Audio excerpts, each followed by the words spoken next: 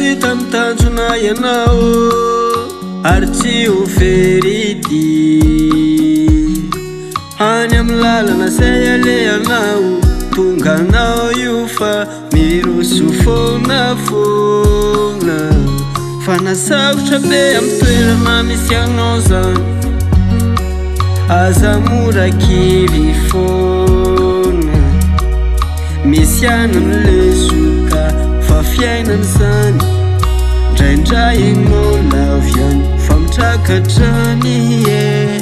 fisao malala sady nahita ihany fa petsaka ihany reo tsy di mila mailo manomboky izao fa petsaka ihany toerany efa nale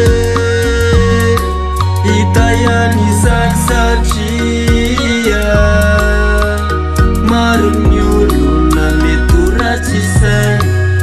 mila mitandrina raha mbola miaina ohatrany hoe efa mativa ifarana ny androany nefa tao mbola tsy fita ny ady tsisy fiafarany ny asa namaka amite tsy maintsy ataony vola rehefa trisy ino ny azo atao mandeha niketrika ny serasera ataony faniriko fa ombiazana mameno fofana tenany tsy azo ataony mianana ny eto ataniko malama fa mila mahitsy ny lalanaio sakany foana zy iainanaio tsy isy hitarainanaio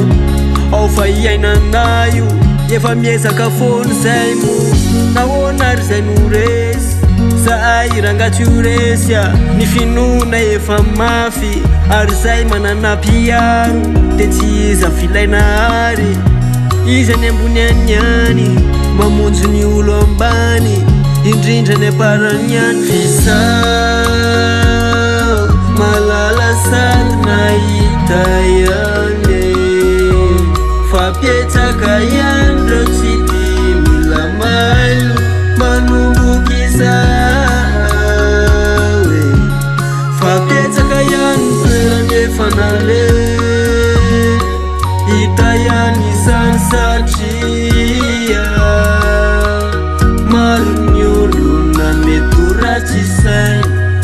mila mitandrina raha mbola miaina fisao malala sady nahita ihany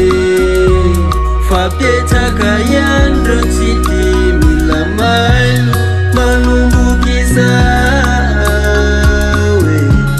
fa petsaka ihany toerany efa nale hita ihany izany satria maro ny olona mety ho ratsy saina mila mitandrina